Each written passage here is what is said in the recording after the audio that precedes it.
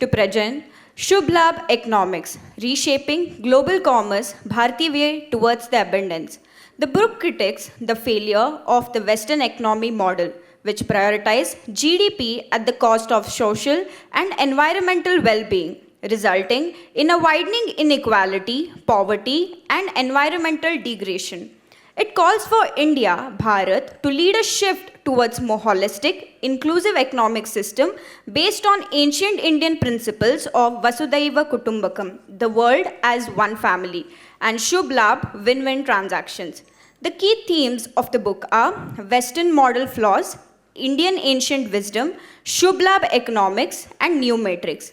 The book aims to refine economic policies for sustainable, inclusive growth, emphasizing that money is a tool for fulfilling purposeful life. It envisions an economy where everyone purpose without an explosion, ensuring for everyone to succeed, no one else has to fail. It's my privilege to introduce the author, a distinguished visionary who redefines economic thought by integrating ancient Indian wisdom with the contemporary principles. Their work, Shubh Labh Economics, offers a transformative model of sustainability, inclusivity, and shared prosperity, and emphasizing trust and enduring values as the foundation for a global economy. Thank you. Navi. Without any further delay, I now request Professor Sandeep Nair to escort the dignitaries to the dais.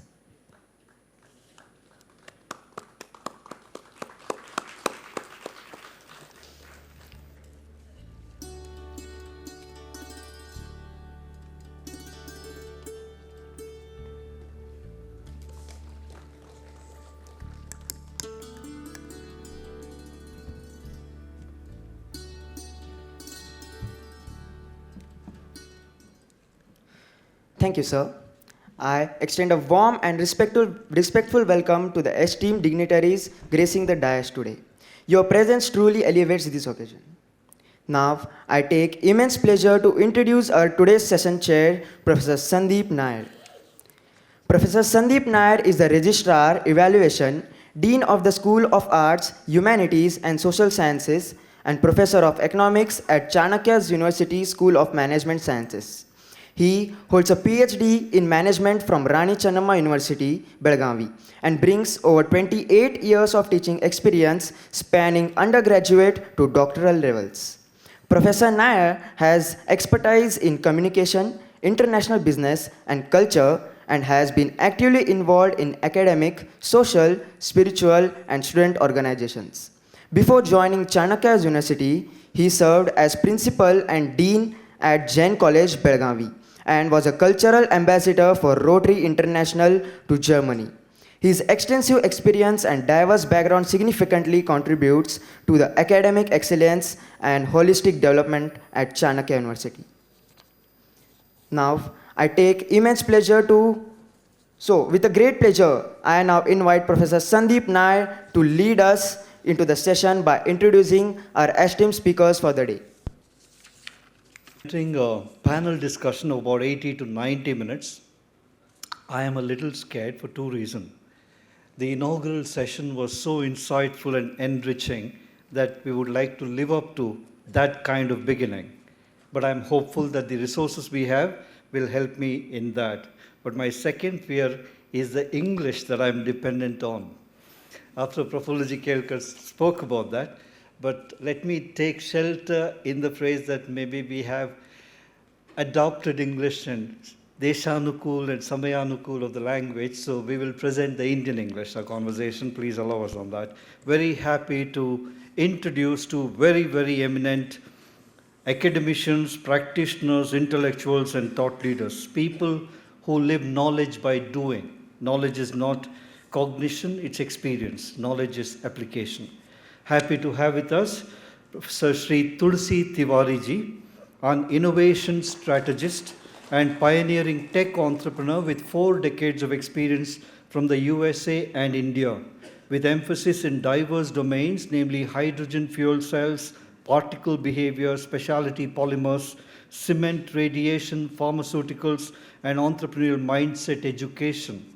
author of a globally acclaimed book on economic transformation, creation of wealth versus transfer of wealth, COW versus TOW. A keen mentor to a new breed of entrepreneurs and angel investor, he is a strong believer in renaissance of India through decentralized economy, has conceptualized futuristic sustainable human habitats called silage that incorporates a modern city surrounded by nature-set villages under a common master plan, depicted through a short film, Life 2.0, on Amazon, YouTube, and Hotstar. He is a member board of governors of IIT Bhilai and Navodaya Vidyalaya Samitis and functioned as co-chair for Atal Innovation Mission of Niti Aayog, entities of Government of India. He is the author of the book Shubh Labh Economics, Reshaping Global Commerce Towards Abundance. Honored to have you, sir. A warm welcome to this panel discussion. We have with us an academician, a practitioner, researcher, author, Dr. P. Kanagasabapathy, a professor, author, and a writer involved in India-centric research from native perspectives. Known for his pioneering field studies in different economic centers across the country, he was a key member of the team that undertook the study of the Gujarat kite business on the invitation of the state government during 2003-04. After obtaining his doctorate, a UGC research fellow, he was initially associated with stock markets for a brief period, writes in English and Tamil. One of the books, entitled Indian Models of Economy, Business and Management, is considered a major initiative towards Indianizing the education system and used in the premier educational institutions. One of the other books, Prosperous India, has been translated into different Indian languages, has also written for CBSE New Delhi, has been associated with different universities and research bodies at the national and the state level, was a member and chairman in charge of the Indian Council of Social Science Research, New Delhi. Earlier, Sir was a director of the state-level training and research institute promoted by Tamil Nadu government and the president of an agricultural cooperative bank. Sir has been part of committees of central and state governments and was an independent director of the Shipping Corporation of India, Mumbai. Sir is a director of the Tamil Nadu-based Indian Economic and Cultural Center. I think perhaps we may not be able to have a better suited people to deliberate on Indian ways of progressing and prospering India. Please note, I'm extremely honored to be a part and guide this discussion. To quote what happened in the morning by Sri Somnath sir, he said, in India, knowledge was not a belief, knowledge is a questioning. So it's a panel discussion. Initially, they will put forth their present perspectives. We have a lot of professionals and students. Request you to interact extensively because the more we ask, the more we learn. Thank you.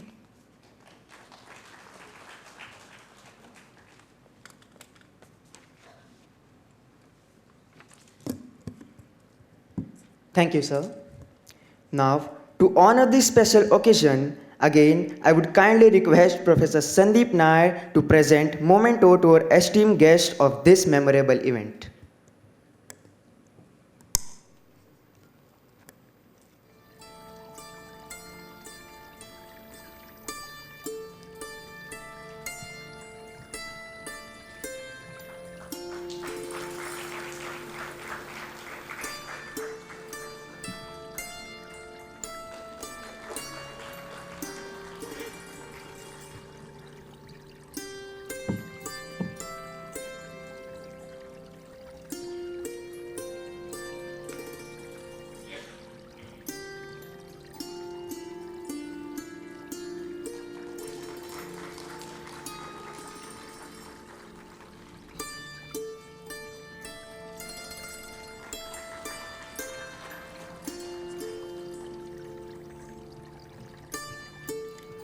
Thank you, sir.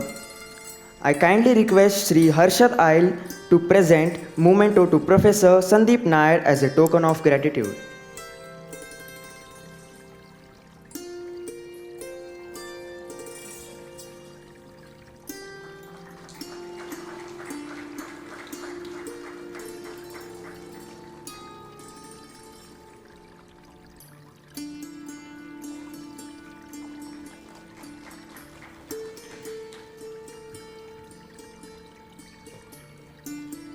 Thank you so much.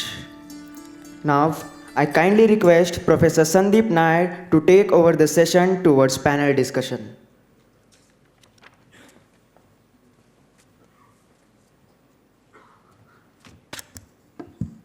नमस्ते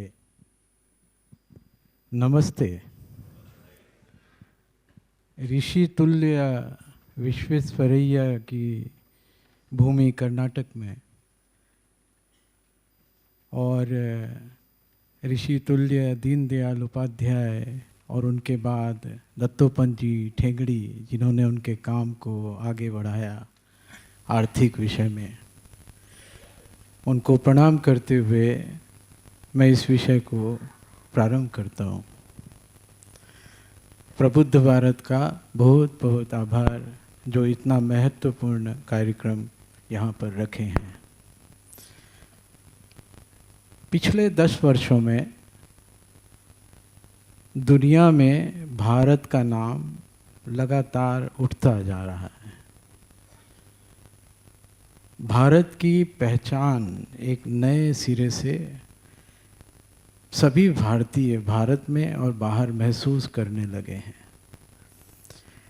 ऐसे में यदि यह बात आती है कि भारत को तीसरा बहुत महत्वपूर्ण ताकतवर राष्ट्र बनना है तो कोई अतिशयोक्ति नहीं है, यह तो होना ही था।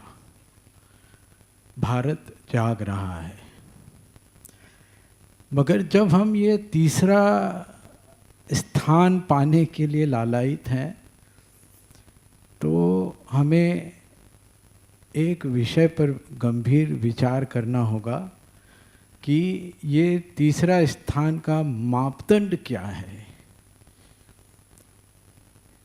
अभी दुनिया में अर्थव्यवस्था को जीडीपी ग्रोथ के नाम से हम लोग आंकते हैं सभी, और अभी भी यही मानना है कि जीडीपी में भारत तीसरा स्थान पहुंचेगा। मेरा प्रश्न ये है, क्या आप सब महसूस करते हैं कि जीडीपी एक अपने आप में संपूर्ण कंप्लीट पैरामीटर है अर्थव्यवस्था को नापने का? बहुत से इकोनॉमिस्ट ने भी इस पर ऑब्जेक्शन उठाया है, गैलब्रेथ जैसे अनोखे लोगों ने भी। जन सामान्य में भी प्रश्न खड़े होते हैं कि यदि जीडीपी उठता जा रहा है तो जन सामान्य के जीवन में वो परिलक्षित क्यों नहीं होता। तो आज जीडीपी ग्रोथ में सबसे आगे कौन है? तो अमेरिका है, United states of America. But America तो पिछले 50-100 वर्षों 50 से 75 वर्षों से नंबर 1 पर है ऑलमोस्ट। मैं आपसे एक बात कहना चाहता हूँ। मैं 1979 में अमेरिका गया था एज ए स्टूडेंट और बहुत नज़दीक से अमेरिका को देखने का अवसर मिला। तो मुझे तो 2 अमेरिका दिखाई देते हैं। एक वह अमेरिका है जो वर्ल्ड वॉर के बाद में, और ये मैं आर्थिक विषय से कह रहा हूँ, 2 अमेरिका आर्थिक दृष्टि से ही कह रहा हूँ। एक जो वर्ल्ड वॉर के बाद में 1944 में ब्रेटन वुड अमेरिका में पूरे विद्वानों का, वेस्टर्न विद्वानों का कॉन्फ्रेंस हुआ, वहाँ से जीडीपी को स्थापित किया एज ए मेजर ऑफ। और आज तक पूरे दुनिया में जो भी हर देश में जो वेस्टर्न पूरा इंस्टीट्यूशंस हैं, आरबीआई जो बना है या कुछ भी जो पॉलिसी है, इन्फ्लेशन है, इंटरेस्ट रेट है, मेथडोलॉजी है, इकोनॉमिक सब्जेक्ट जो पढ़ाया जाता है, वो सब वेस्टर्न जो स्ट्रक्चर बना है इंटेलेक्चुअल, उसके आधार पे है। तो 1945 से 70s, लगभग मिड 70s तक जो अमेरिका था वो निगेटिव, मतलब पॉवर्टी से उठकर 70% प्रॉस्पेरिटी तक एक एवरेज अमेरिकन को लेकर गया। मतलब क्या कि साधारण अमेरिकन 1975 का 30% समय काम करके पूरा जो जीवन की आवश्यकता है, कपड़ा, मकान सब मिल जाता। 70% समय उसके पास था और कुछ नया करने का। तो 70% prosperous America was there in 1970s, और आज अमेरिका की जो हालत है, 40-50 वर्षों में हाहाकार मचा हुआ है अमेरिका में, हाहाकार आर्थिक रूप से। यूरोप में मचा हुआ है। एक जो मेजॉरिटी ऑफ पॉपुलेशन है बहुत कष्ट में जी रही है। क्यों? वो 70% तो ख़त्म हो गया, निगेटिव में चला गया, और 2-3 साल पहले का डाटा जो है -2%, जो +70% का अमेरिका था प्रॉस्पेरिटी 70s में, वो अभी -2% फॉर एन एवरेज अमेरिकन। तो वो अमेरिका भी जीडीपी में फर्स्ट था, ये अमेरिका भी जीडीपी में फर्स्ट है, तो कुछ तो गड़बड़ है। और भारत ने कौन से अमेरिका के पीछे नंबर 3 आना, यह विचारणीय प्रश्न है। तो गड़बड़ कहाँ हुई? गड़बड़ हुई कि जीडीपी को नंबर से आंकना, केवल नंबर से आंकना। अभी टमाटर, यदि टमाटर जैसा टेस्ट नहीं करता है तो 1 किलो ज़्यादा उत्पादन हो गया तो क्या फ़ायदा है? आधा किलो अच्छा देसी टमाटर अभी बम्बई में नहीं मिलता। तो क्वांटिटी के साथ में क्वालिटी मेजर करने का नियम तो हर प्रोडक्ट में है। तो ये जीडीपी पे क्वालिटी मेजर क्यों नहीं होता? यदि जीडीपी का क्वालिटी मेजर करेंगे तो क्या पैरामीटर होगा? क्या उसमें ये बात आएगी क्या कि जहाँ पर फैमिली का एवरेज पॉपुलेशन 5 के ऊपर में है, भारत की average population of family per capita 1992 में 7.5 था, अभी वो घट के 4.44 के आसपास है। यानी कितने लोग एक परिवार में रहते? अमेरिका का 2.4 में अभी पड़ा है, 60s में भी 3.5 के ऊपर नहीं था। यदि वो पैरामीटर जीडीपी की क्वालिटी में आ गया तो किसका जीडीपी क्वालिटी ज़्यादा होगा? तो पारिवारिक सुख होना आवश्यक नहीं क्या? तो वेस्टर्न इकोनॉमी में 3 गड़बड़ हुआ। सबसे पहला, जीडीपी क्वालिटी मिस हो गया, केवल क्वांटिटी मेजरमेंट चल रहा है। इसको एक और उदाहरण से आप समझो। मान लो मैं 100 रुपये का खराब अच्छा नहीं खाना खाया, बीमार पड़ गया और 400 रुपये का इलाज कराने अस्पताल में भर्ती हो गया। जीडीपी कितना हो गया? 500 रुपये का जीडीपी हो गया। अभी इसका दूसरा देखो कि स्वस्थ भोजन करने में मैंने 100 रुपये के बदले में 150 रुपया खर्चा किया, मगर बीमार नहीं पड़ा। और प्रिवेंटिव हेल्थ केयर में आयुर्वेद का मदद से, नेचुरल केयर के मदद से 200 रुपया खर्चा किया तो मेरा जीडीपी केवल 350 रुपया हुआ। अब हम अपने बच्चों को 500 रुपये का बीमार पड़ने वाला इकोनॉमी में डालना चाहते हैं कि 350 रुपया का स्वस्थ इकोनॉमी में रखना चाहते हैं, ये प्रश्न है। और जो ये समय और पैसा बचा 150 रुपया, और समय कितना बचा जब मैं अस्पताल में भर्ती नहीं हूँ, उसमें मैं इनोवेशन करके मालूम नहीं और कितना 500 रुपये का नया जीडीपी बना लेता। तो मैं तो 500 के ऊपर भी जा सकता ना, मगर मैं रास्ता कौन सा पकड़ूं समझने का है। तो गलत दिशा में तेज गति से आगे बढ़ने वाला जीडीपी चाहिए कि सही दिशा में आगे बढ़ने वाला जीडीपी चाहिए?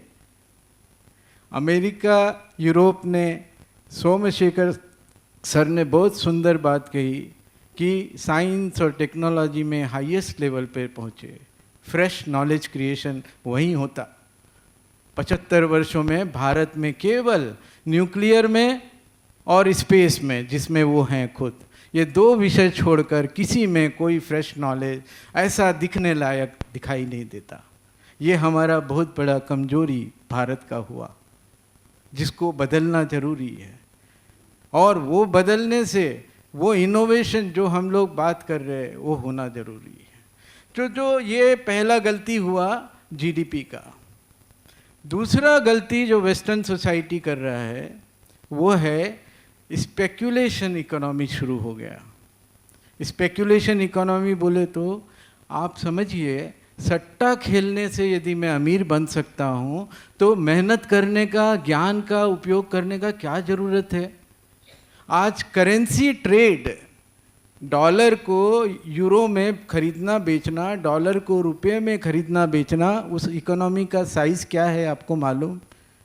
1500 ट्रिलियन डॉलर पर ग्लोबल। और रियल जीडीपी, रियल इकोनॉमी कितना बड़ा है? 140 ट्रिलियन डॉलर। तो सट्टे का अर्थव्यवस्था, रियल अर्थव्यवस्था जिसमें हम लोग सब काम करते हैं, से 10 गुना बड़ा। तो उसका आपको सट्टे का अर्थव्यवस्था चाहिए क्या? भारत में इसका एक और बहुत खराब हो गया। क्या? 2004 से लेके 2014 के बीच में आप जहाँ रहते हैं उस घर का रेट थोड़ा ध्यान करिए अपने मस्तिष्क में। मैं जहाँ रहता हूँ, बम्बई में रहता था, जो मकान 2004 में 15 लाख 20 लाख का था, उसका कीमत अभी 2 करोड़ 2.5 करोड़ हुआ। 2014 में हुआ, उसके बाद से स्टैग्नेट होके अभी भी डाउन नहीं है, थोड़ा थोड़ा ऊपर है। ऐसा क्या अनोखा हो गया कि ज़मीन का कीमत हर साल 100% बढ़ रहा है और 1000% 10 साल में बढ़ गया। तो अब भारत पूरा सट्टे की अर्थव्यवस्था में 2004 से 14 में घुस गया। केवल स्टॉक मार्केट, करेंसी ट्रेड में नहीं, ये पूरी प्रक्रिया गांव तक चली गई। इसका बुरा असर हमारे देश में हर एक पर हो रहा है। अभी तो मकान लेना किसी नौजवान पीढ़ी के लिए इम्पॉसिबल है। यदि माँ बाप यदि उसे अपना घर नहीं देते हैं, वो खरीद नहीं सकता, चाहे वो 50,000 कमा रहा हो या लाख रुपया कमा रहा हो। और लाख रुपये कमाने वाले भी भारत में संख्या कितनी होगी? 10% के ऊपर होगी। तो हम कौन सी अर्थव्यवस्था में घुस गए हैं और इसे प्रगति कहने लगे हैं? तो ये कोर्स करेक्शन स्पेक्यूलेशन का। तीसरा जो गड़बड़ हुआ वेस्टर्न सोसाइटी में, ये जो स्पेक्यूलेशन होने से क्या होता है कि जिसके पास पुराना कैपिटल का ताकत होता है, कैपिटल उसके तरफ खींचता चला जाता है। थॉमस पिकेटी ने एक नया किताब लिखा 5 साल पहले, कैपिटल इन 21st सेंचुरी। उनका 2 कंक्लूजन, केवल 500 पेज का किताब है। उनको शायद नोबेल प्राइज़ भी मिलने वाला था, इतना प्रसिद्ध वो किताब है। उनका कंक्लूजन पहला, पूरे दुनिया में हर देश में पिछले 150 से 200 साल में कैपिटल कॉन्सेंट्रेट होता जा रहा है। एक ज़माने में 50 साल पहले 20% कैपिटल 10% जनसंख्या के पास था।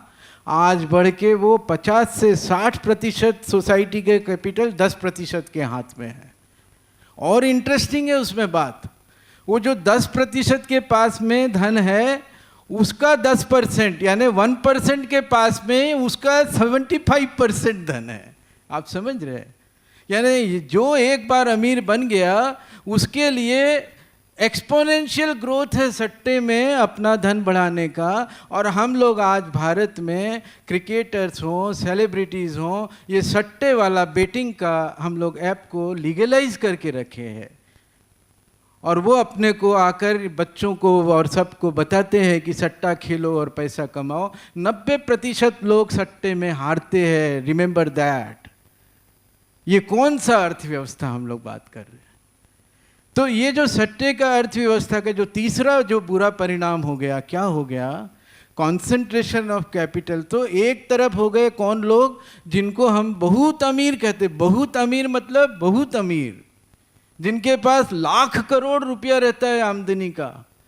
और दूसरे तरफ कौन लोग जो 90%, 80%, 70% जनसंख्या जो 24 घंटा भी काम करे तो उसके पास में एक फंडामेंटल बेसिक नीड के बहुत ऊपर उठने का गुंजाइश नहीं है। तो ये जो हैव्स एंड हैव नॉट्स का जो गैप अमेरिका में शुरू हुआ स्पेक्यूलेशन के कारण, वो पूरा विश्व को जकड़ लिया है। और इसके कारण जो तीसरा दुर्गति जो हो गया वो क्या हो गया, पहले भारत में कोई अमीर होते थे तो उसका they were not cut off from the regular society. अमीर होना कभी भारत में पाप नहीं था, बट अमीर को गरीब से अलग देखना कभी नहीं हुआ।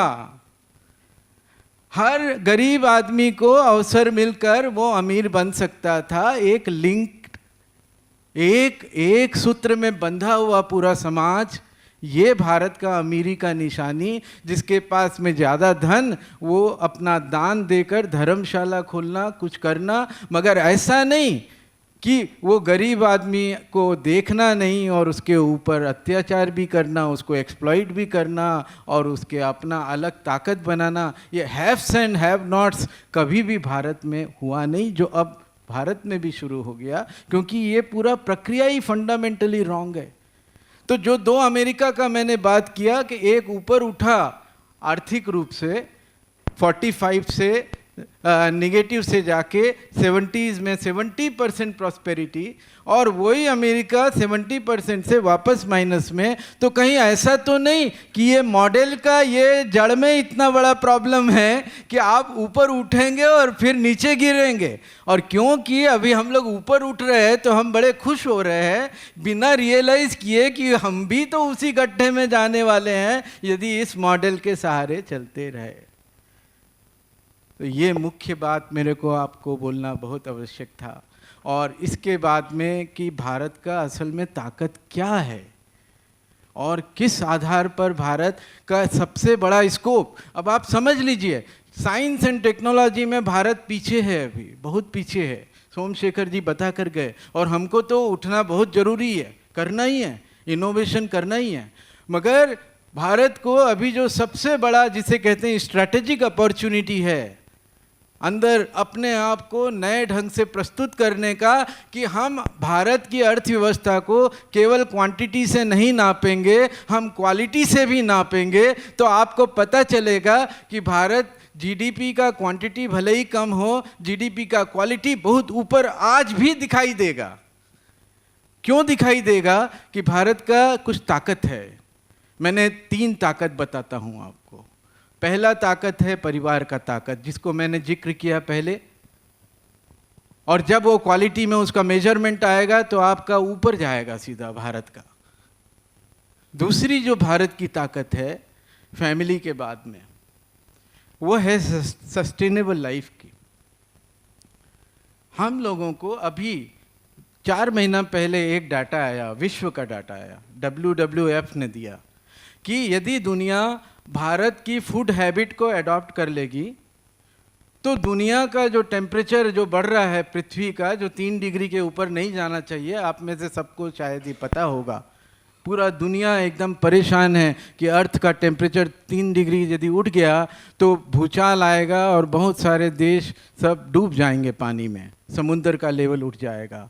तो उन्होंने स्टडी से बताया कि भारत का जो फूड हैबिट्स, जो भोजन हम लोग कर रहे हैं, वो इतना उच्च स्तर का है कि पूरे दुनिया का 2050 तक 1.5 डिग्री सेंटीग्रेड के ऊपर नहीं जाएगा। अब इससे ज़्यादा खुशी की बात भारत के लिए और दुनिया के लिए क्या हो सकती है कि there is a way, there is a proven method of controlling global warming only through food habit which is established in India, जिसके लिए डाटा कहता है 0.84 अर्थ इज़ रिक्वायर्ड, जबकि लोग 7 और 8 टाइम्स ऑफ अर्थ का कंजम्पशन कर रहे हैं विदेशों में, जिसको इधर तक ला सकते हैं। तो ये सस्टेनेबिलिटी जो हमारे लाइफ स्टाइल में ऑलरेडी है, चली आ रही है, ये क्वालिटी में मेजरमेंट में नहीं आना चाहिए क्या?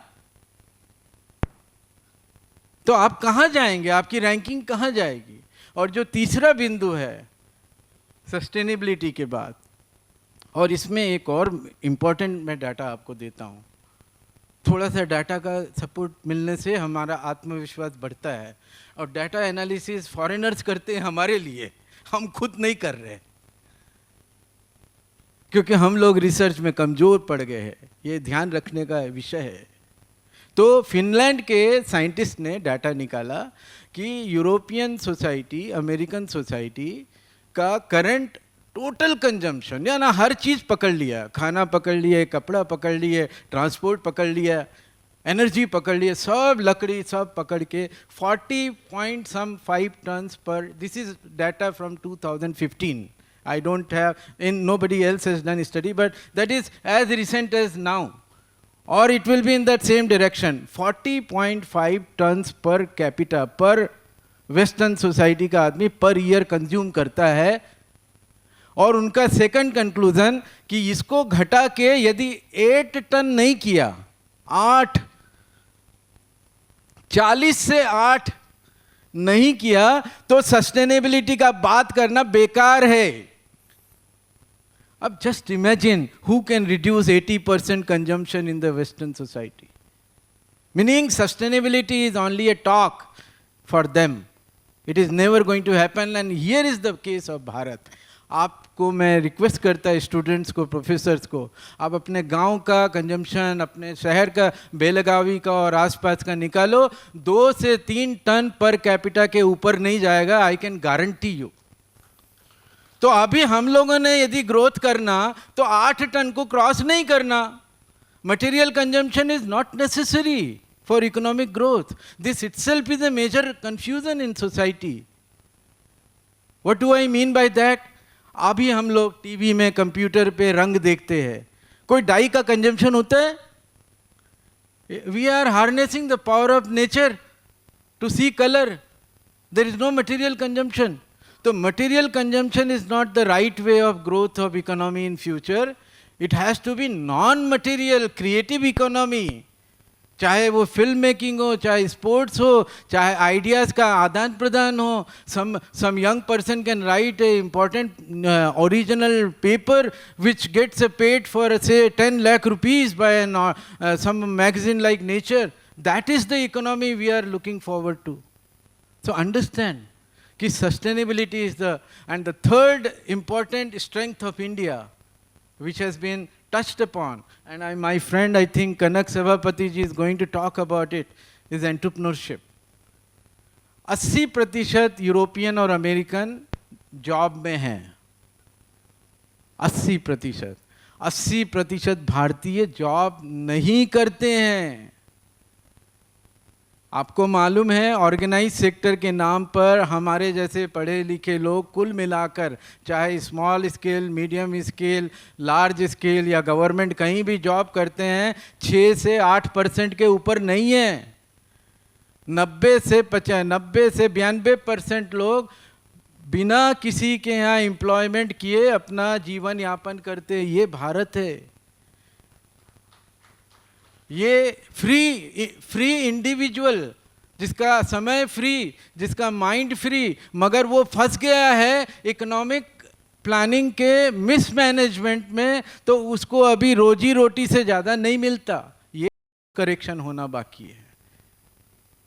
तो ये 3 गुणों को लेकर भारत एक नई दिशा बना सकता है और जीडीपी क्वालिटी को पैरामीटर पहला बनाकर विश्व में आगे बढ़ने की गति तेज कर सकता है। इसका ये मतलब नहीं है कि हमें क्वांटिटी में जीडीपी नहीं बढ़ाना, कतई मतलब मैंने आपको उदाहरण दे के समझाया।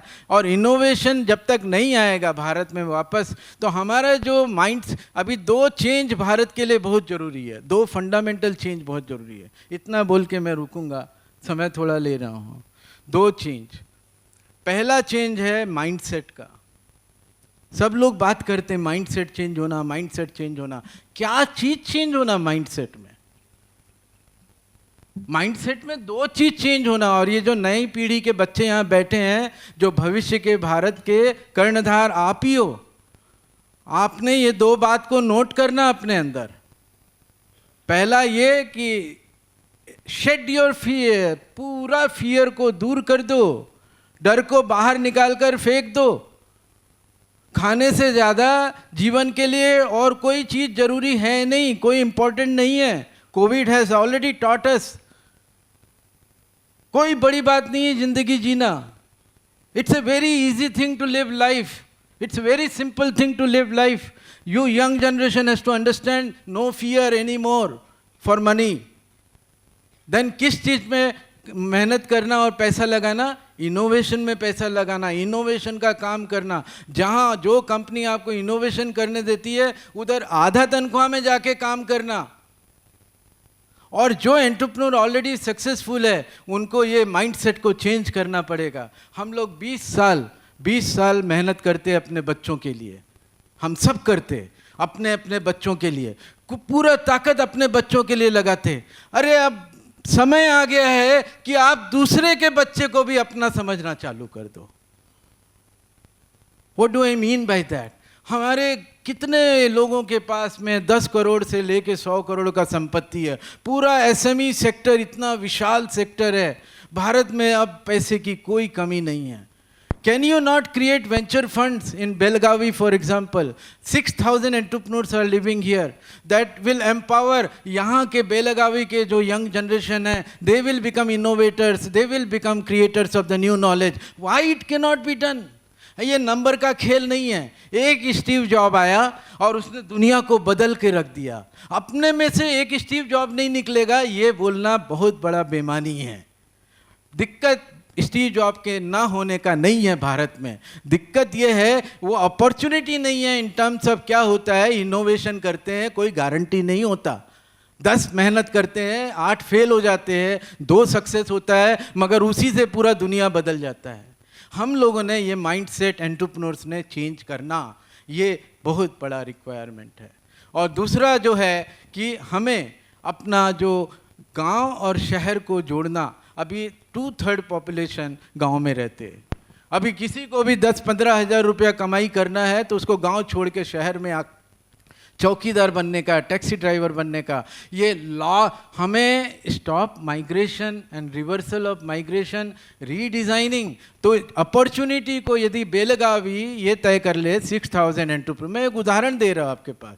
6,000 entrepreneurs are second largest exporter in Karnataka after Bangalore is Belagavi. I learned it yesterday only. Nobody knows in the country इतना important ये town. अभी ये यदि तय कर लेगा कि नहीं हम लोग ये जो इनोवेशन में जाएंगे और 60 बच्चों को हर साल तैयार करेंगे as an innovator, innovative entrepreneur. So what kind of miracle will come about? So see, innovation doesn't come necessarily only by total money investment. But वो जो थोड़ा सा पैसा चाहिए जिसमें उसके पैशन को प्रूफ ऑफ कॉन्सेप्ट तक पहुंचना है, that is the only money which is required. But we do not have attitude. 1 lakh crore रुपए रखने वाले लोगों का भी मन इतना छोटा है भारत में कि उन लोग इनोवेशन में नॉलेज वाले लोग के पीछे 1 पैसा इन्वेस्ट नहीं कर रहे. ये दुर्भाग्य है. ये 2 करेक्शन करने के बाद भारत राइज तो करना ही करना है. इसका कोई मेरे को शंका नहीं. मैं अपने बात को यहाँ रोकता हूँ. धन्यवाद Tavari ji. Please note every point so insightful. और एक कॉल ऑफ एक्शन है. हम बता रहे थे कि knowledge is not knowing but knowledge is doing. So it's a call of action, call for action. धन्यवाद Tulsi Tiwari ji, Tulsi Tavari ji, sorry. And now may I request Dr. Karan Sabaduri ji.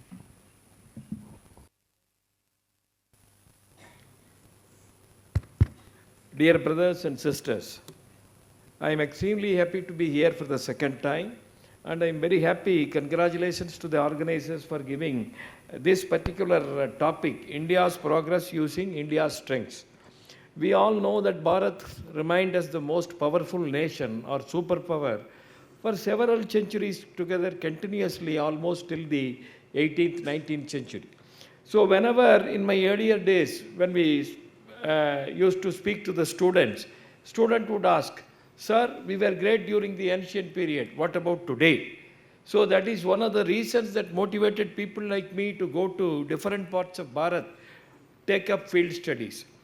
So this is very important for us to understand as to what are the strengths of India today, Bharat today, and why we are progressing. I'll take only the post-independent Bharat's history. All of us know at the time of independence, we were a poor nation, or let us say underdeveloped nation. about 45% of the people were living below poverty line. Only 18% was the literacy rate. So we were considered as one of the poorest nations among the big nations. But what is today? Today we are the third largest economy if you take PPP terms, and we are the most potential nation. The entire global organizations, whether it is research bodies, multilateral agencies, they all consider Bharat as the most potential nation. You know how this change happened in the last 75, 77 years. This we have to understand. You know, meanwhile, we have to understand in 1989, when Soviet Russia, the then Soviet Russia, USSR, collapsed into 12, 13 pieces, the world came to realize, understand, accept that communism as an economic philosophy, as an economic ideology, has completely failed. Then after about 20, 25 years, in 2008, when the global economic crisis took place in America, particularly it originated from there. It was called financial crisis. Then later it became global crisis, global economic crisis. We all came to know that the capitalist economy, capitalism as an ideology, has again collapsed. Because till such time they were saying laissez-faire, non-interference, government should not interfere. But after the multinational companies, top consultancy firms, like Goldman Sachs, etc., they failed. The first step they took was they took their private jets, went and met the President of America for funds. That time capitalism collapsed. So both the so-called universal models have collapsed. But in spite of it, Bharat has been progressing in the last 75 years.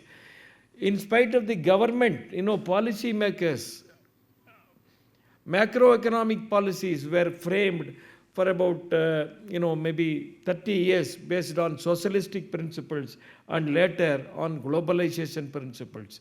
So our governments have been, policymakers have been following largely the so-called universal models. But in spite of it, Bharat has been growing. This we have to understand. So what are the strengths?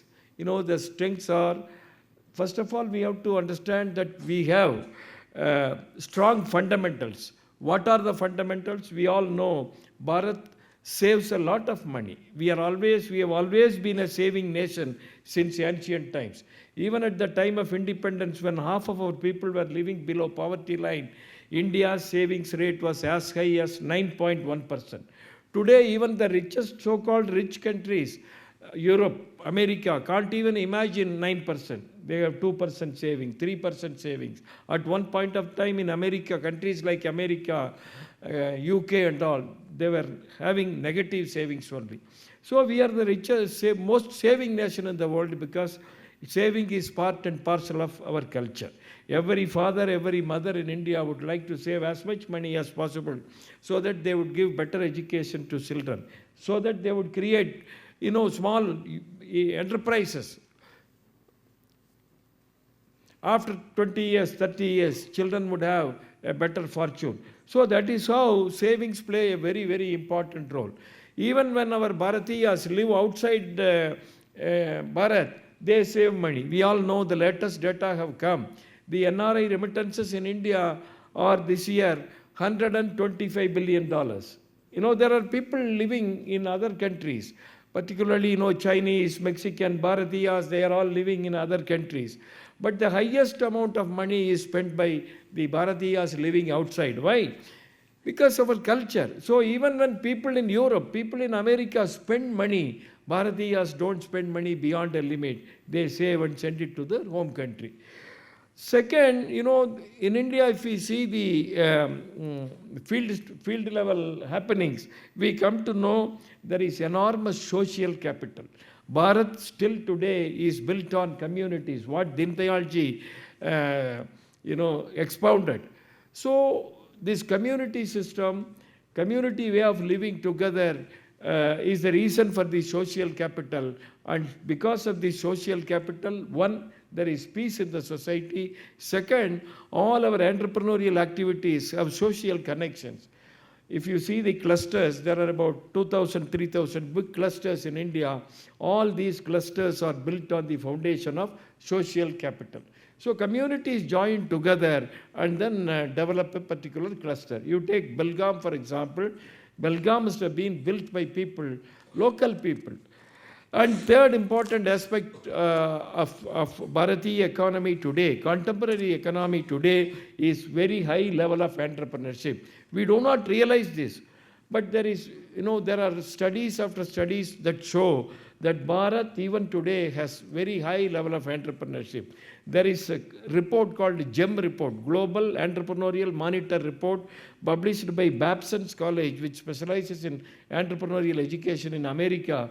They have been repeatedly saying that Bharat is perhaps the most entrepreneurial nation among the big nations in the country, in the world.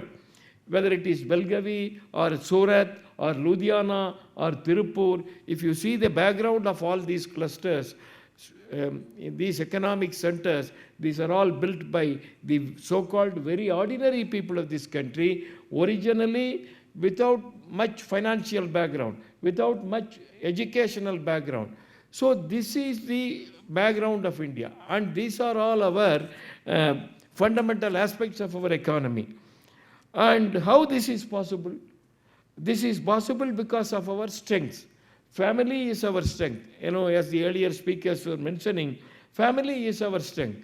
In families, no economic decision is taken without consultation.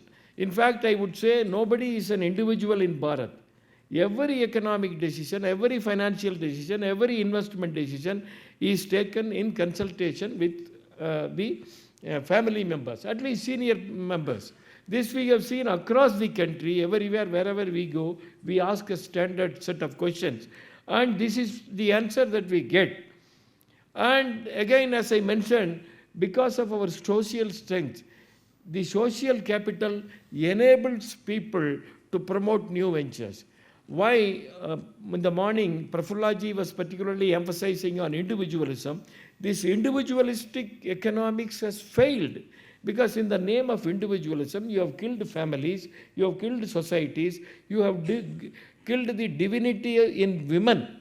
So women has become a commodity in the Western societies. So as a result, no saving. The lack of saving is not just an economic decline, it is cultural decline, it is social decline. Even today, 70% of the global savings go from Asia, which is largely a family-based society. So this we have to understand. And in Bharat, we have always been emphasizing self-dependence, self-employment, which Din Dayalji expounded in his integral humanism. In Viduranidhi, Sage Vidura said, self-employment is the best status in life. If you see the global economic system functioning today, in the Western societies, whether it is America or Europe, only 5%, 6% are self-employed people. But Bharat, in spite of all deficiencies, all problems, around 40% people are even today self-employed. This is because of our nature. This is because the integral humanism is functioning even today with all deformities. This we have to accept.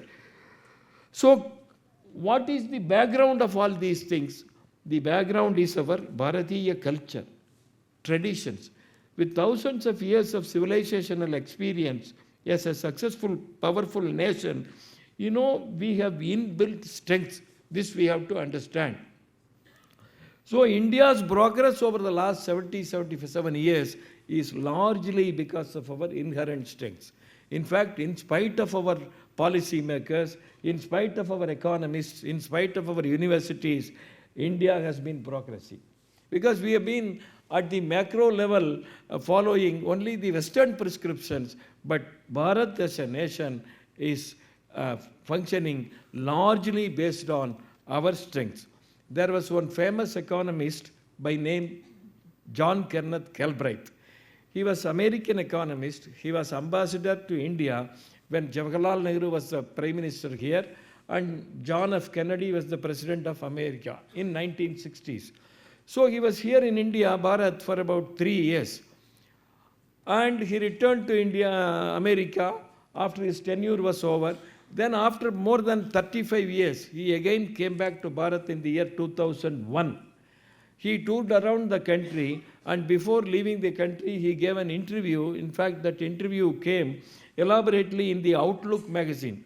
So when he was leaving Bharat, he gave that interview, and in the interview he said, I have been observing Bharat, India, for the last 40 years, and what interested me was that the progress that India made over the last 40 years is not due to the government policies, it is due to the inherent strength of India, it is due to the ingenuity of India, it is due to the culture of India. This is what a Western observer has made. So, Indian culture, Bharatiya culture is playing a very, very important role. But unfortunately, in the Western economic textbooks, you never see a word about culture. Now only they are realizing the significance of our culture. So, we are a functioning economy today in India, in Bharat. Economics has never remained aloof. We have not treated economics as aloof. It's part and parcel of our family, part and parcel of community, part and parcel of our larger culture. So, what we have to do now? We have to understand the realities. The Indian Bharatiya economy is not American economy, it's not Western economy. Our economy rests on the fundamental unity of all these things, as Dinadayalji expounded: family, community, largely based on our culture. So our policies, we have to frame our policies based on our own realities. Unfortunately, for more than 65 years, our policies have been framed based on the Western prescription. We have to understand an alien model cannot explain what is happening in Bharat. This is such a large country. I belong to the nationalistic organization, which all of you know. But my respect for Bharat has increased manyfold, multiple times after I started touring the country, taking up field studies. We have enormous strengths as a nation, enormous strength. Only when I started studying Bharat, I came to realize, for example, the role that women, our own mothers and sisters, have in Indian economy. Wherever we went, whenever we speak to the entrepreneurs, they said, sir, my success as an entrepreneur is largely because of my mother, my wife, my grandmother, my sisters. So I have written about it. Now I was offering a course in a university titled Women in Indian Economy and Society based on my field studies. But when we see the textbooks in India or anywhere, you don't see a word called women in economic textbooks. I have seen how grandmothers were influenced big businesses. I always quote one example from Tirupur, which is making 40% of India's knitted garment exports. A young person, failed in his business twice in his earlier life. 2 times, a so-called uneducated grandmother gives all confidence to him. Once she hands over all her jewelry. Second time, she gives 2 acres of her land. Encourages him to continue in business. Today, he is the largest domestic seller in India. And he employs 2,000 people. So now you tell me, who is driving Indian economy? It is the grandmothers, it is the mothers, it is the sisters. But we don't see anything here. But what about the Western economic system? All of us know they have failed in their own societies. I give one example to my students. In 1997, 2 people got their Nobel Prizes in economics for what they call Black-Scholes model. Because from 1980s till 1997, for about 12 years, 13 years, Nobel Prize in economics were only given to finance professors. I'm a finance teacher. So in those days, we used to wonder who would get Nobel Prize next year. That was the position. In 1997, these 2 people got Nobel Prize. But unlike their predecessors, they decided to invest their money in a company that practices their theory. Because all their predecessors preached theories and then retired very happily. But these people thought, when the entire world is using our theory, why should we keep quiet, getting a university salary? So let us invest money. They promote a company. In fact, already there was a company promoted by economists and Nobel laureates called Long-Term Capital Management. You type LTCM, you will get all these details in Google. So they invest their money, and the entire world thought, for the first time, 2 Nobel laureates are full-time going to advise a company to make money.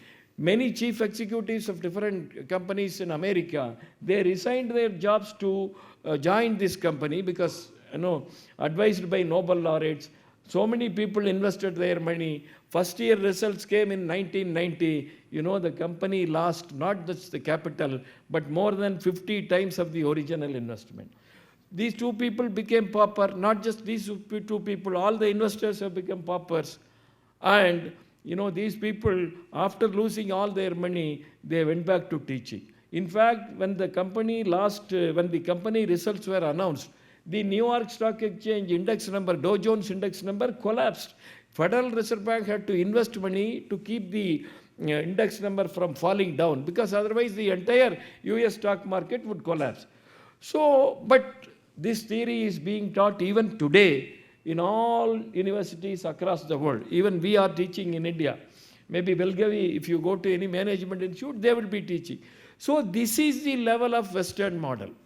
The originators of their theory, they don't even succeed in their own method.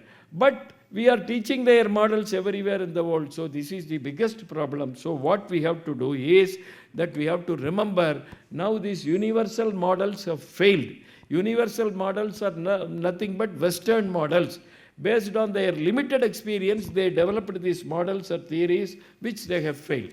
Fortunately, in India, now, because of our fundamental strength, we are progressing. Government in the last few years, they are also taking some steps. I would suggest you to go to the website and see, Government of India website, cabinet resolution passed by the government in January 2015. When they abolished the Planning Commission and created this Niti Aayog, they passed a resolution. You please see, in the cabinet resolution, they have said that Bharatiya economy hereafter will be built by policies based on the ground realities of India. No more copycatting and all. So, when many positive developments are happening, after the Jan Dhan scheme was introduced, now there are 54 crore members, new members in that. And as a result, the so-called poor people, they have deposited more than 2,55,000 crores. So these are all positive developments. Vishwakarma scheme, this is creating results because these are all based on Bharatiya realities. So this we have to understand. The point is, now we all have to realize that even today in the 21st century, with all deformities, we have enormous strengths as a nation. So we have to make policies built on the realities. But before that, we educated people, elite sections, particularly universities, should understand that our functioning realities, our foundations are something different. We have strengths as a powerful nation. So this, once we understand and once we disseminate this information, we can compel the governments in power to frame policies based on our own realities. So this Ekatma Manava Darshan, in spite of all deficiencies, is a functioning reality today.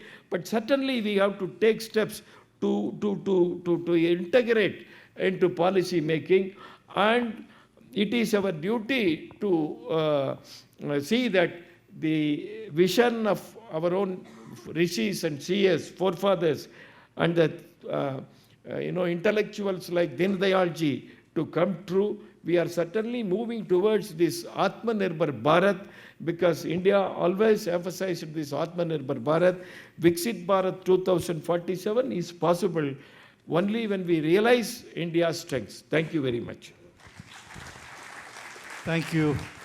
Very clearly addressed and answered to by both the resource people.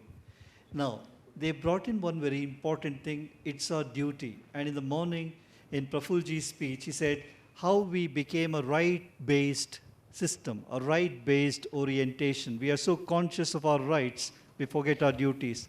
In that context, considering the policy changes that has come in, we are 142 crore people, the largest functioning democracy in the world. Point one. Point two, 65% of the population are estimated to be below the age of 35. What else do we need as a country to make us feel stronger? In that context, now we open it up and we invite your specific queries, call for action, how do we make it implementable? Because we said knowledge is not knowing, knowledge is doing. So I invite audience to interact with specific questions to both the resource people. So, please mention your name and the question to the resource people, please. नमस्ते, मैं लक्ष्मण पवार हूँ। तुलसीदास के लिए मेरा question है। अपने GDP के बारे में बताया, बहुत अच्छा लगा, लेकिन ग्लोबल वार्मिंग कम हो जाएगा, इंडियन फूड प्रैक्टिस ये कैसे? ये WWF आप गूगल करिएगा, एक फॉरेन ऑर्गेनाइजेशन है जिसने इंडिया पर दुनिया का पूरा स्टडी किया, फूड हैबिट्स, तो फूड कंजम्पशन कितना करते हैं, तो उन्होंने एक डाटा निकाला। वो डाटा है कि यदि पूरी दुनिया भारत की फूड हैबिट अडॉप्ट करेगी तो 0.84 of the earth resources are required. 0.84 धरती का, और अर्जेंटीना सबसे हाईएस्ट में है, 8 के ऊपर है, और 8 अर्थ्स आर रिक्वायर्ड इफ़ उस कंजम्पशन को एवरेज में लेंगे तो मटेरियल कंजम्पशन जो कम होगा तो उसका ट्रांसपोर्ट कम होगा, उसका पूरा उससे जुड़ा हुआ जितना भी कंजम्पशन कम होगा, तो कार्बन डाइऑक्साइड जिसको बेसिस मानते हैं ग्लोबल वार्मिंग का, वो कम होगा।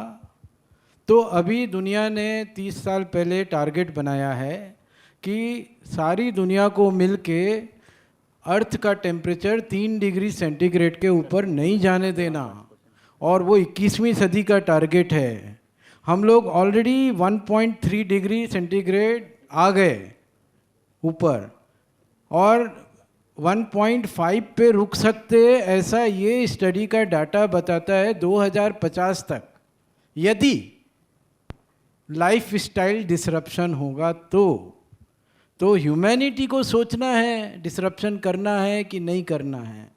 मगर आंकड़े बता रहे हैं कि हमारा जो खान पान है, तो फूड इंडस्ट्री से क्या है, ट्रांसपोर्ट को आप, मैं बताया था एक डाटा आपको, और फिनलैंड का 40 ton consumption.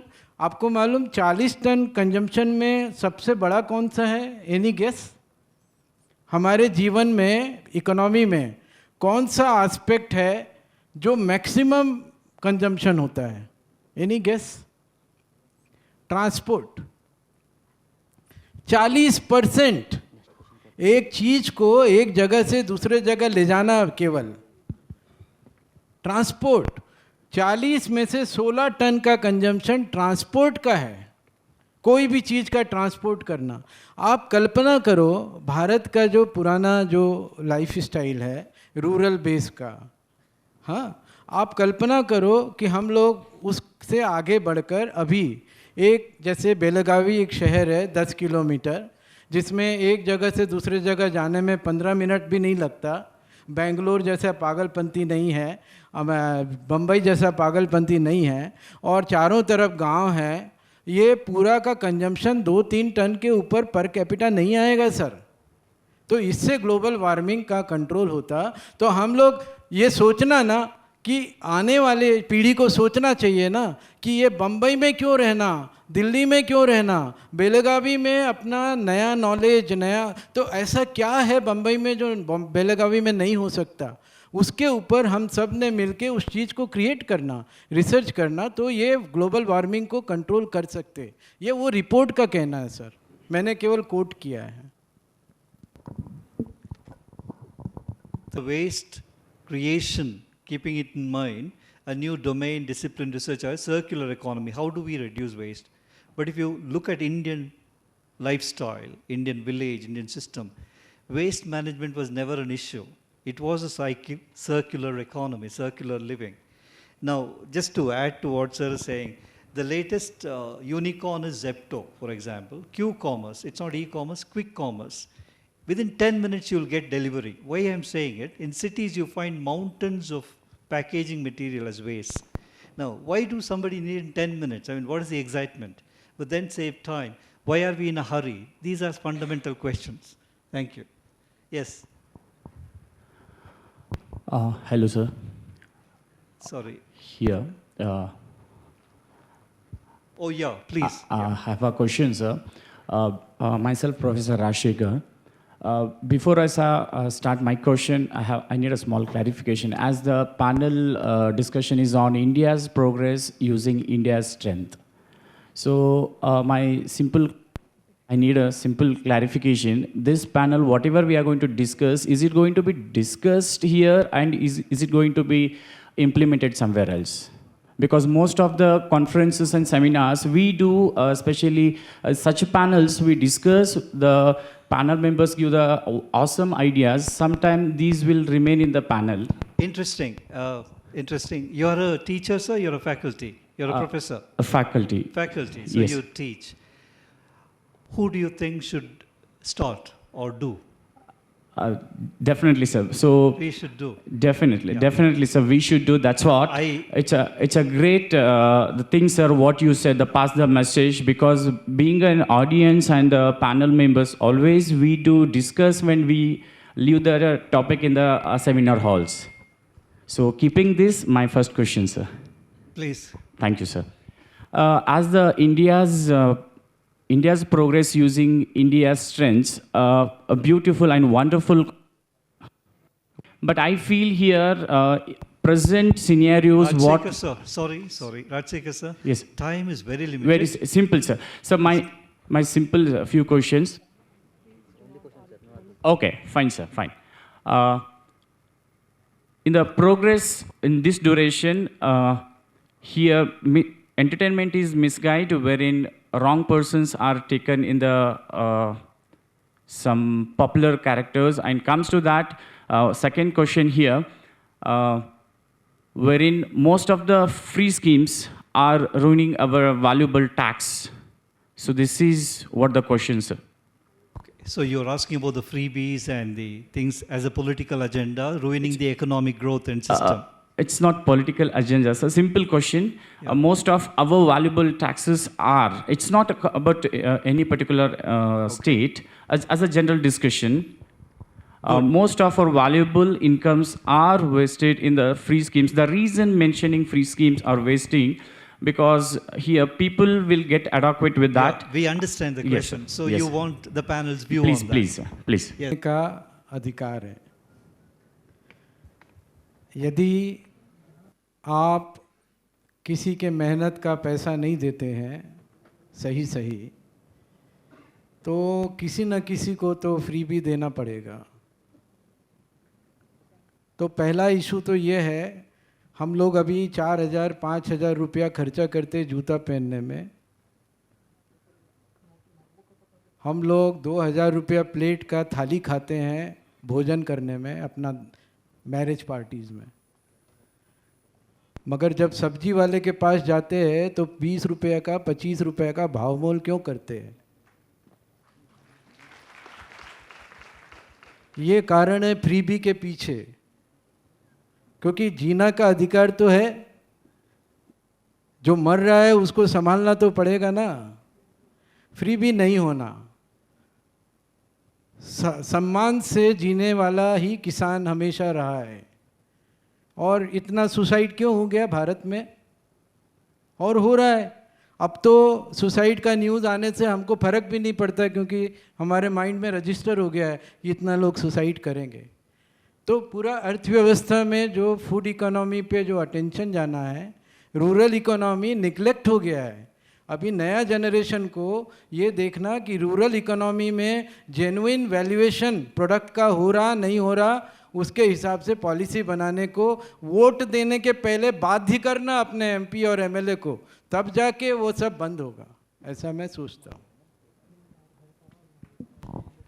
Just to add one more perspective, just to add, in Arthashastra there's a Chanakya's observation. The primary and the only duty of the king, equated estate, is to make sure that the people feel safe in the land.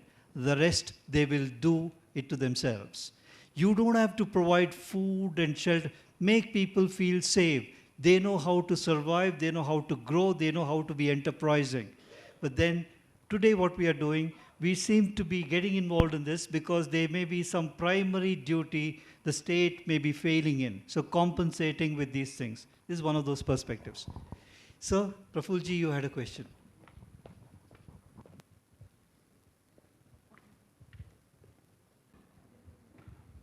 Tulsi ji को सुनने के बाद ऐसा लगता है कि India की strengths के बारे में सोचेंगे तो प्रोग्रेस इंडिया जैसी होगी, तो भारत की स्ट्रेंथ्स के बारे में कनक सभापति जी का जैसा सोचेंगे तो भारत की प्रोग्रेस के बारे में विचार करेंगे, क्योंकि इंडिया एक ज्योग्राफिकल एंटिटी है, भारत एक जियो कल्चरल एंटिटी है। हमने प्रबुद्ध इंडिया के नाम से कार्यक्रम नहीं किया, प्रबुद्ध भारत के नाम से किया। स्वामी जी की भी वो कल्पना स्पष्ट थी। तो मुझे लगता है हम इतनी भी शुरुआत करें कि इंडिया के जगह पे अंग्रेजी में भी भारत यूज करना शुरू करें, जैसे कनक सभापति जी कर रहे थे, तो भी हम बहुत सारी प्रोग्रेस कर लेंगे।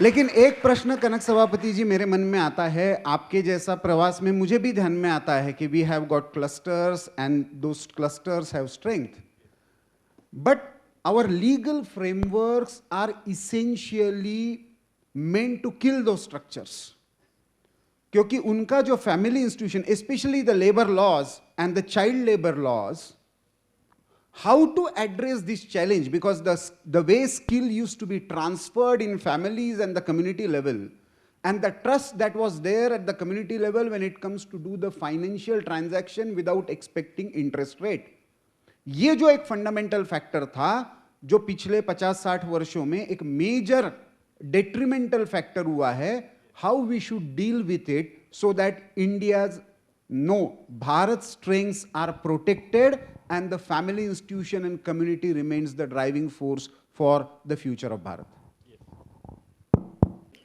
Say, for example, I was mentioning about Vishwakarma scheme. Vishwakarma scheme is one good scheme introduced by the government to help the people who are engaged in specific vocations for a long time, transfer of knowledge from one generation to another generation. But in states like Tamil Nadu, they don't accept. They don't accept this. They say, it's you are recognizing jatis, you are encouraging jatis. This is the problem. So this issue we have to address seriously. Second, more fundamental aspect of Prafullaji's question relate to the role that the communities and societies play in nurturing entrepreneurship, transferring skills. During the last 50-60 years, the local initiatives are being killed. I accept it. For the last maybe around 30 years, we are engaged in this kind of studies, particularly at the local levels. In some 23-24 years back, the late 1990s, we went to the local, when we went to the local clusters, powerful clusters, local means not very ordinary, we came to understand that the funds required for these cluster activities are generated by the local people themselves. Even today, maybe about 20-30%, 40% in places, in some places maybe like that. But earlier 70%, 80%. I'll give one example. All of us know there is a place called Karur in Tamil Nadu, which is the center for homemade textiles, making items like this, screen cloths, tablecloths, etc. They export all around the globe. There are about almost 1,000 exporters today, maybe 600 to 1,000 exporters. So there were 54 bank branches when we started our studies in 1999. The local people themselves had earlier created two banks. One is Lakshmi Vilas Bank, second one, Vaishya Bank, Karur Vaishya Bank, yes. These two banks were developed by the local people themselves. But we went there during the late 1990s. We went on the invitation of the local financiers only. So when we went there to study the situation, the people said, bankers said, sir, we have money, but the exporters, they don't come to us. And when we went and met the exporters, they said, we need funds, but our requirements are very urgent. When an exporter gives orders to us, we have to complete the order within 3 months or within 2 months. When we go to the banks, and of course they have to follow the rules and regulations. It takes 10 days, 15 days. So we lose 15 days. So what we do, we go to the local financier. So local financier is a local person only. Some 3-4 people join together and then create an entity. At that time, there were 600 local finance entities in Karur. So we go to them. Of course, interest rates are high, but they know us, so they believe us. So no documents required because they verify our background. They know our background. So they give money immediately. You go in the morning, they give money immediately. But at that time, Reserve Bank of India, 99, they passed a law saying that the local finance entities should not get deposit for more than 20%. Sir, the depositors believe us.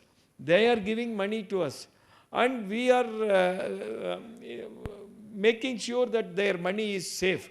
We get extra interest, so we give money to the local entrepreneurs. So what is wrong even if we get funds from 50 depositors, 100 depositors, 200 depositors? This was the problem. So they invited us to take up the study and submit to the central government. So we went there, we studied, we understood the realities. As Prafullaji was saying, the local society is very vibrant everywhere. In those days, 25 years back, wherever we went, 80% of the funds requirement, 90% of the funds requirements were coming from local society only, local people only. Remaining, all contributed by the families, 10%, 20%, 30%. But for a long time, we have been killing the initiative. So we represented to the government in those days. In those days, Atal Bihari Vajpayee ji was the Prime Minister. We took up the matter to the Planning Commission and they took some steps immediately. But this is just one example. But otherwise, in all other places, we are very sorry to see our local initiatives are being killed. If we want to help the local economies to function in our own little natural ways, what we have to do is, we have to go and study them, report the matter, try to facilitate them. They don't need help from us. Funds help, very little funds they require. They want their systems to be accepted, acknowledged, and remain without disturbance. But what we do, our own people, policy makers, the so-called economists, educated people, when we go there, we try to impose our beliefs on them. This is completely wrong. For more than 70 years, Western models have been imposed upon us and we educated people believed, at least from now onwards, we should go study, observe them.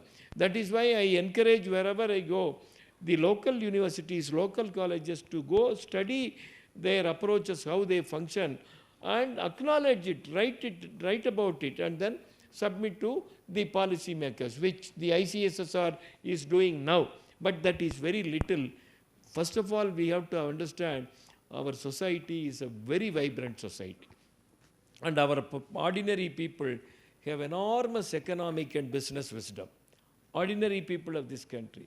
So we have to accept this reality and then accordingly we have to take steps. It is very important that we have to acknowledge the functioning systems. Thank you. Thank you. We recognize that time. Okay, that would be the last final question for the session. So, contribution of India for the global warming worth the Nobel Prize.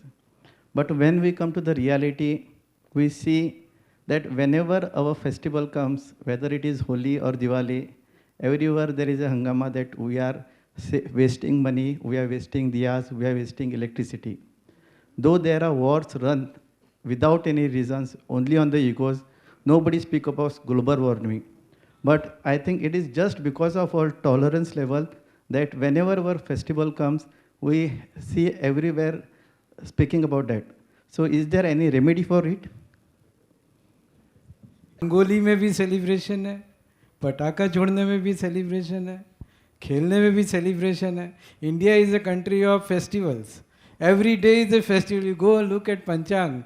I mean, is there a single day when there is something not mentioned to celebrate in some part of the society? So yes, you know, and this confusion is there in the minds of other people, but Indians are not confused about it. Don't worry about it.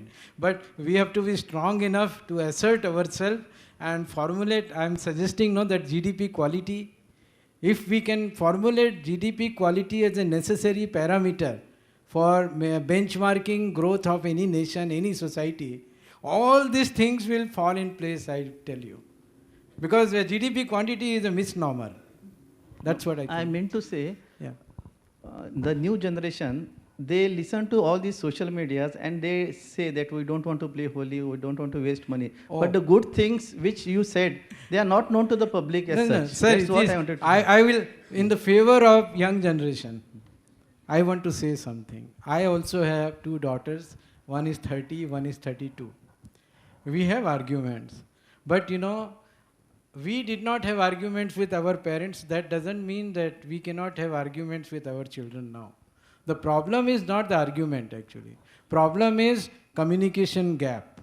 Communication gap is, see, we lived without knowing why my father is saying so.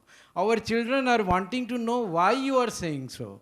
And our generation is not taking enough responsibility of understanding and explaining to them. We just say that do it. No, this will not work. This is a new India. This is a positive India. It wants to understand. So I think there is a very big need. Actually, I agree with you. There is a huge need in the space of communication between the parents and children today to explain things with the real examples and why something is important, and we are not just doing things for the heck of it. Like for example, this data of food nutrition itself. That argument can make them understand that why pizza eating is okay once a month or so, but let's not make it a practice every day, right? So the same kind of things can be discussed on every aspect with them. So it's a communication need of our time, I think. Dhanyavad, sir. Sir mentioned about pizza eating and it's time for lunch. So, well, I wouldn't want to add anything to the deliberation, very insightful. In one of those interactions when we... Please. Our Tulsi ji spoke about GDP in detail. I remember when the GDP was introduced in America for the first time in the 1950s, 60s, the person who developed this GDP said, don't use it to measure the economy. It was made for a limited purpose, for using it is in military field. So this is the objective. So he himself advised people not to use it. But unfortunately, they started using it to measure the performance of an economy, and we are all using it. We are in the world of intellectual corruption. Don't forget that. Bauddhik Bhrashtachar. So on that note, in one of those interactions, entrepreneurship came up, social connect. When asked why do youngsters want to be business people, entrepreneurs, so the immediate answer is, I want to be a master of myself, can't work under anybody, I have an idea. Or the easiest answer is, I want to make, not earn, make money. When we look at this typical answer and looked at the business models, especially a lot of case studies from Kanagasabhaji's book, one thing is so truly distinctive. Why do businesses come up in India? The businesses or entrepreneurship developed in India because they had a social problem to solve. So they looked at society, identified a problem, tried to solve it, and it became a business enterprise. They got a reward for it.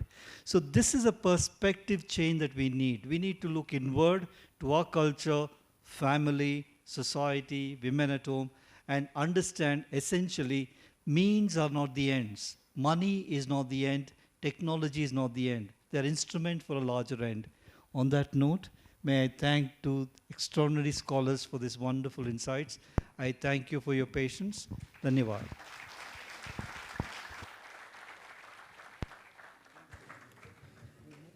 Thank you so much, everyone. It was a really great interaction. Now, I would request Professor Sandeep Nair to kindly deliver the closing remarks and share his final thoughts as we conclude today's session.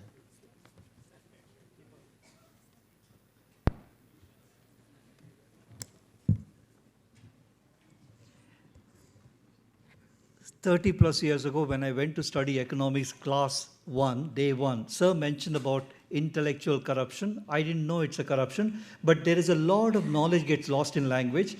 In the day 1 of my UG class in economics, the professor, who was a very learned priest, comes and says, so you've all joined economics, I congratulate you, because money is honey and a rich man's joke is always funny. So I thought money is important. And that's the illusion we all carried and we learned economics with. I think things will change. We'll have to look at welfare, quality, and our own culture and family to understand what is that we are seeking.